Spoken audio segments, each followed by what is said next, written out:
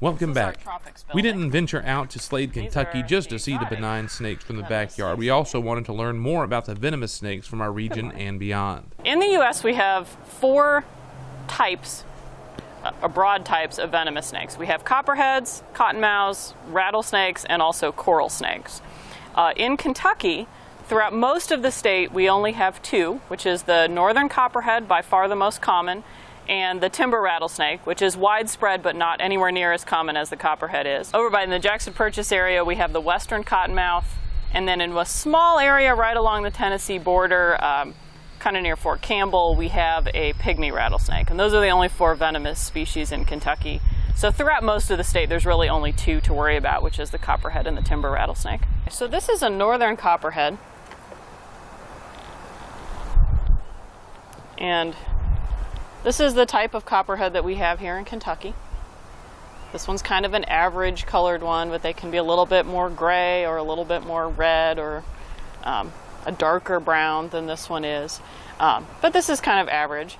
Now if you compare this, when I was talking about the milk snake, where the darker bands or markings are widest on the top of the snake, if you look at this guy, you can see that the darker bands, the snake just scared itself, the darker bands are narrowest on the top of the snake. As Kristen mentioned, the copperhead is by far the most common venomous snake in much of the southeast and is responsible for nearly all venomous bites that I've personally seen in the emergency department. We got up close and personal with the snake, which was a little fidgety on this spring day. Throughout most of Appalachia, you've basically got the same thing, the timber rattlesnake and the copperhead. As you go further south, there are a few more species. Copperheads change to be the southern copperhead when you get down into Georgia and like South Carolina. In the coastal Carolinas, and then Georgia, Florida, Louisiana. Copperheads get their name because of the lighter orangish color on their head. This one actually does have kind of a coppery looking head, but not all copperheads do.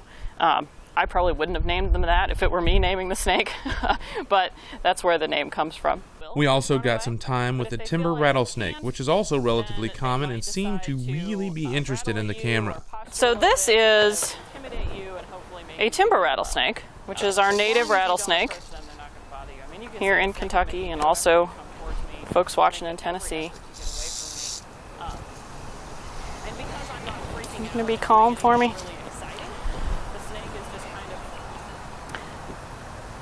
Timber rattlesnakes originally have their range throughout the entire eastern half of the United States.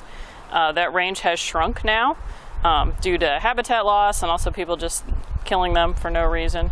But this is really an iconic animal. This is the snake that Ben Franklin thought should be our national symbol instead of the bald eagle. Imagine how people's opinions on snakes would be different if a rattlesnake was our national symbol instead of a bird. But timber rattlesnakes are typically very shy, retiring creatures. They spend most of their lives just kind of peacefully hanging out. They're not extremely active snakes. Though bites are extremely rare, it is important to stay calm and take the proper steps to decrease your risk of complication. If you encounter a snake like this in the wild, really the only thing you have to do is stay back from it and stay away from it. The snake is not going to approach you. The snake is going to try to run away. Now I know she's going towards you. That's because she doesn't realize that you're actually a person. You probably look like a tree to her. So if you encounter one while you're crossing a trail or something like that, the snake has kind of made a mistake being exposed when you come along. And they will typically, if they feel like they can run away, a lot of times they will just run away. But if they feel like they can't, then they might decide to rattle at you or posture a little bit to kind of intimidate you and hopefully make you leave them alone. As long as you don't approach them, they're not going to bother you. I mean, you can see this snake is making no effort to come towards me. It's making every effort to get away from me. And because I'm not freaking out and doing anything really exciting, the snake is just kind of trying to go.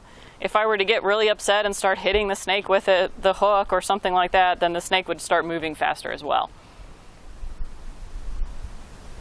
But if we were to just walk away and leave the snake here, in a little while, you wouldn't see the snake at all. The snake would find somewhere to hide, someplace to go, and that would be the end of it.